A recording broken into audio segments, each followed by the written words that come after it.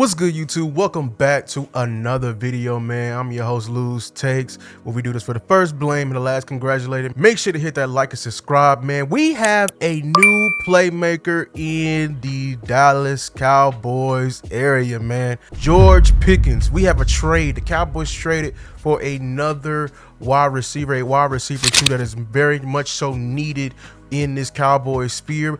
But what does he add to the Dallas Cowboys? Look at over these stats.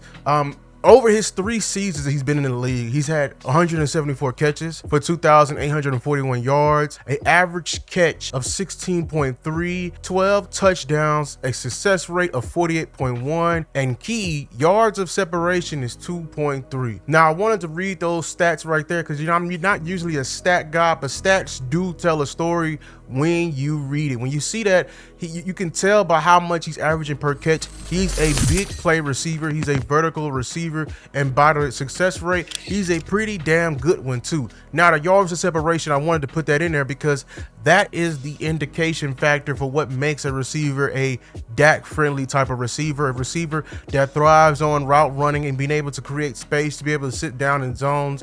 That's what Dak, over the years, we have categorized as his best fit when it comes to a archetypal type of receiver because of what worked in the past.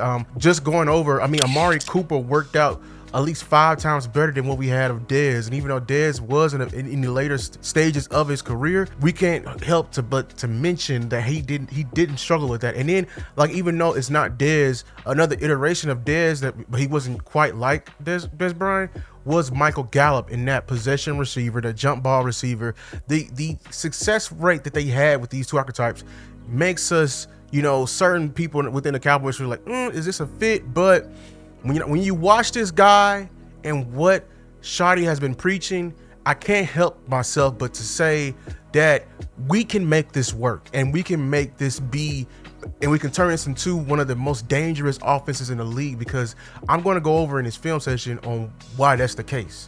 So look, we're going to show this first play right here. I wanted to show what is he good, you know, his best routes, and that's the vertical routes. When he's on go balls, when he's doing fade routes, the over the shoulder, the back shoulder, he does best at that. Now, he's going to run a go route here, right?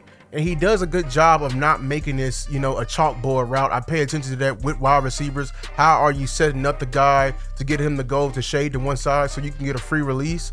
But he's not a fast, twitchy guy. Like I said, he's not a route runner. So he's going to use his best ability, which is his physical size and his physical strength. Now, one thing I pay attention to when it comes to, you know, what makes a great non-route runner or a go route runner is how much space you leave between you and the sideline. I think that's very important, because what I call this, that space right there, that is the room for error.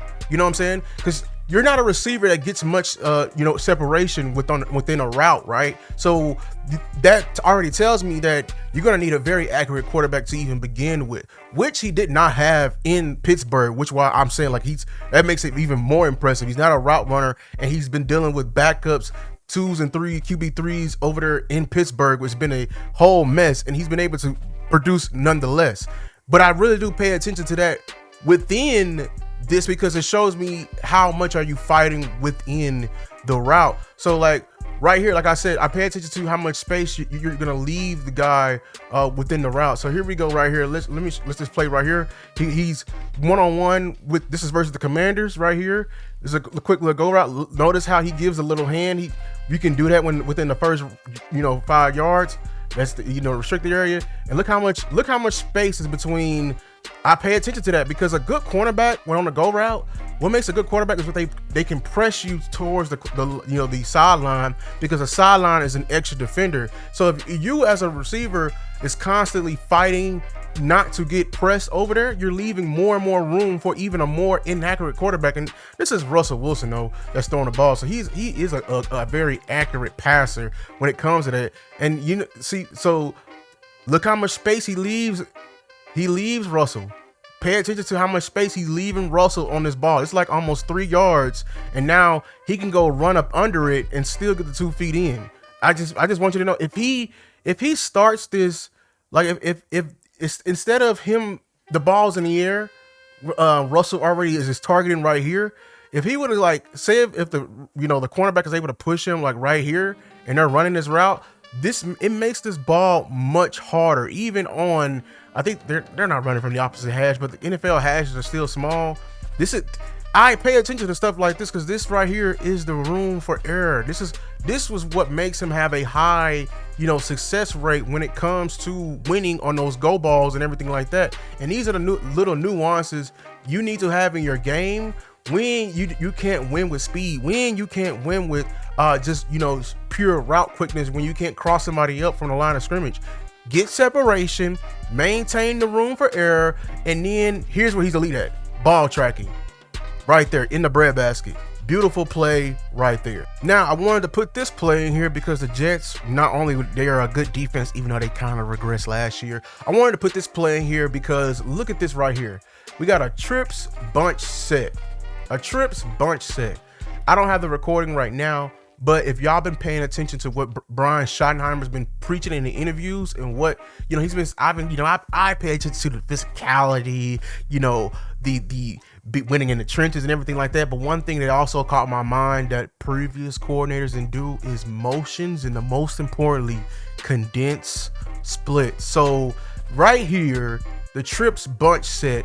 I wanted to show this play because I believe since Schottenheimer's been talking that talk within the press conferences, we should be seeing something like this on Sundays at AT&T Stadium in Arlington, Texas, and whatever coming to a stadium near you.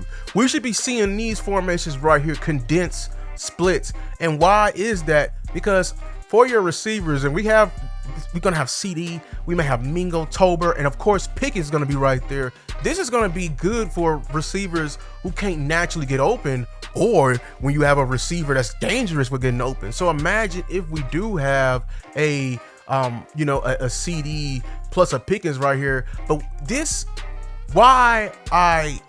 I love condensed splits because now we're creating such a delayed reaction right here. Now the Jets do a good job. One thing that I hated about the Cowboys usually have this guy right here on the same level playing field as him. So any type of rub routes, they're getting caught on. But they're a little bit staggered. But that doesn't still change the fact that you can still attack them in a certain way to make these guys, rub off and not being able to get into play. It's creating that such sense of delayed reaction. And when you have a deep play receiver like a Pickens, a possession receiver or a jump ball receiver like a Pickens, plays like this become even more dangerous. Look how the release right here, and look how the condensed splits. Look at they're deciphering the number 3, the number 2, and the number 1 receiver right here, and that closed area for 23. This allows for Pickens to beat you with his strength, because now Pickens is not a bad athlete, but once if he can win with his hands too, he got a good enough feet to get right now. Now he stacked the receiver right here. He stacked the receiver right here, and we get it's a bad ball thrown right. Russell should have put more air, but he was surprised that he won so quickly. I wouldn't be surprised, but lay it out there. You got a jump ball receiver right there. Lay it out there. If he would have put it on him, I think this play would have gone for more. But is it safe for me to say that Dak is a far better quarterback at this point in his career than Russell Wilson? I think Dak can hit this man on the money right here. This is what condensed splits can do. And look at the tight end coming open right here. It's just, for the Steelers having, bad plays right here, this is one of the rare times they actually had some good plays right here. And just look at that. So he beats him right here. The ball's underthrown. I just want to show you how this man's concentration, he's able to stay with it. Once he get his hands on it, he got those strong hands, man. Wide receivers, they take the catching wide receivers or the possession wide receivers, they pride themselves in having very strong hands. And look, this is something we ain't had since Dez Bryant, bro. This is very Dez-like right here, but as soon as you snag it, bobbles it a little bit, but you get it back, secure the catch right there. That's a big play right there on a crucial part of the game. Yep, and here we go again. Yes, I got a bunch of 9 routes in here because I just want to show you what is his strength. His strength is going deep. You want to break the bracket on CD, this is how you break it. George Pickens is an inverted winning receiver. What do I mean by that? He's somebody who's got to win deep for him to open up stuff underneath for him. because he's not, the separation is not like other ones. You know, like he can't win on routes. But I'm telling you right now, this is what we've been missing. You remember Michael Gallup? This is something Michael Gallup lacked. Just the deep ball tracking, the high point of the ball, or just the concentration in general. Michael Gallup, no disrespect, he used to try to, body catch as he's jump balling the receiver. And so we're gonna have a 9 route right here. I want you to pay attention to George or Pickens right here as he's on his route. He gets the DB right here, the cornerback, turned around, and look how he's finding the blind spot of the corner, and he just seems natural when he's going down the field right here. Now the cornerback is sinking off, so he's going to attack even in the opposition, right? He gives a nice inside step, gets the guy turned around. All right, the cornerback doesn't trying to track where he's at. Now he's back in position, but the ball's in the air, and look what he does. He does a good job of body control and fighting in that last minute right there. Does a good job of not getting the offensive pass interference. We may have some 50-50 calls when he does get some pass interference. I'm gonna be honest with y'all, because he's just a possession receiver that needs to win on strength right here. But like, this is what we're gonna need after running the ball and creating this matchup. Look at the safeties are now no longer here. They're being occupied. He's one-on-one with a cornerback that's much smaller than him, and he can very much so use his strength. And look at how he can create. That's just a big time catch right there in the breadbasket. Being able to create right there, that's a big time play, very big time play. And I wanted to show this play right here. This is just I just want to show you how, like, if he can cross face with a defender, how much dangerous he is, and why having a big receiver like him is dangerous once they cross face. So he's gonna run a little post route right here, and he's gonna cross the face of this deep safety, and I just look how much of a target he is as soon as he breaks. So he's gonna sit right here in the zone, scramble drill, keep going, still a target. The safety is like, he even if the safety was there even like closer to him, I still trust his hands, because it's gonna be the safety still has to fight through his body. He's just he's a more physically built player than his safety right here. So like, this is an easier ball than what is shown right here, and it's another big play. He's just a big play receiver. Now here's the final play right here. I wanted to show again how this is not gonna be a deep route, but it's gonna show, like, I think this is a 3rd down play and how he can run, at the sticks. But I just wanted to show again how he thrives within these condensed splits right here, and when able to, have these guys, get these guys, thinking, get some errors happening.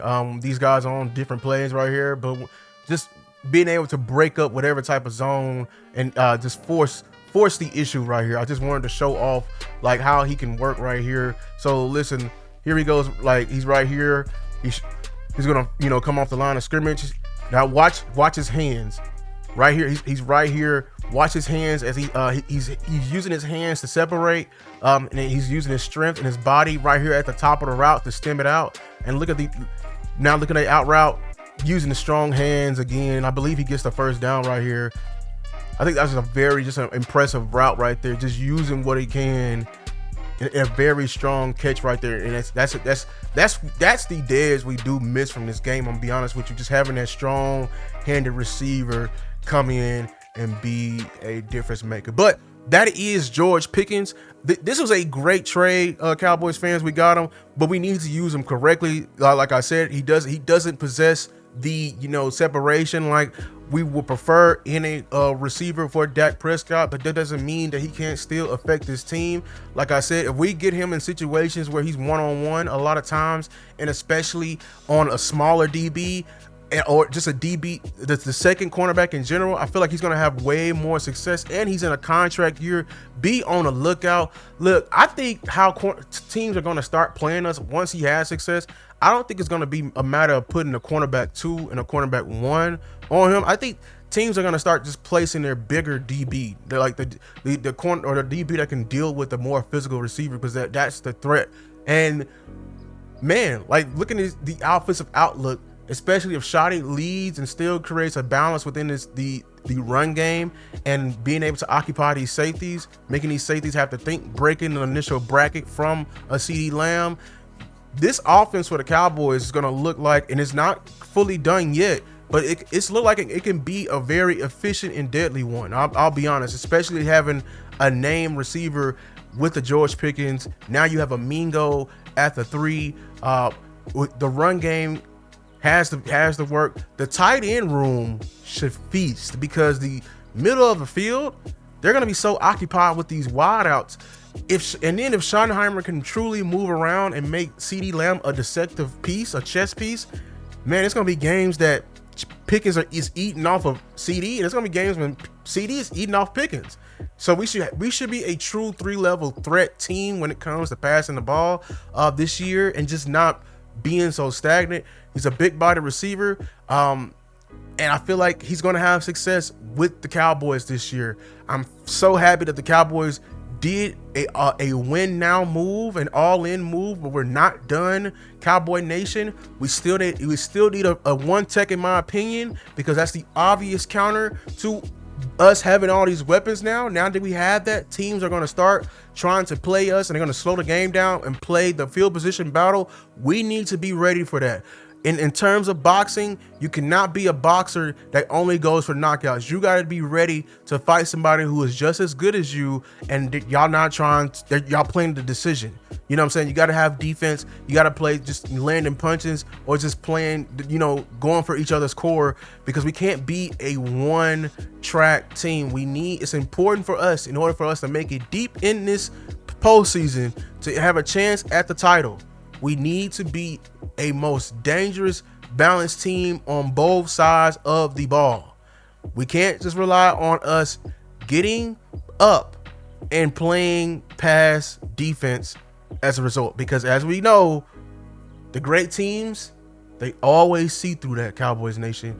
But that's George Pickens. If you comment down below, what do y'all feel about what is your excitement, Cowboy Nation? It's a great day, to be a Cowboys fan, honestly, but hopefully we're not done. Hopefully we go get a running back as well, a cornerback. We just need so much more. But y'all, until next time, peace.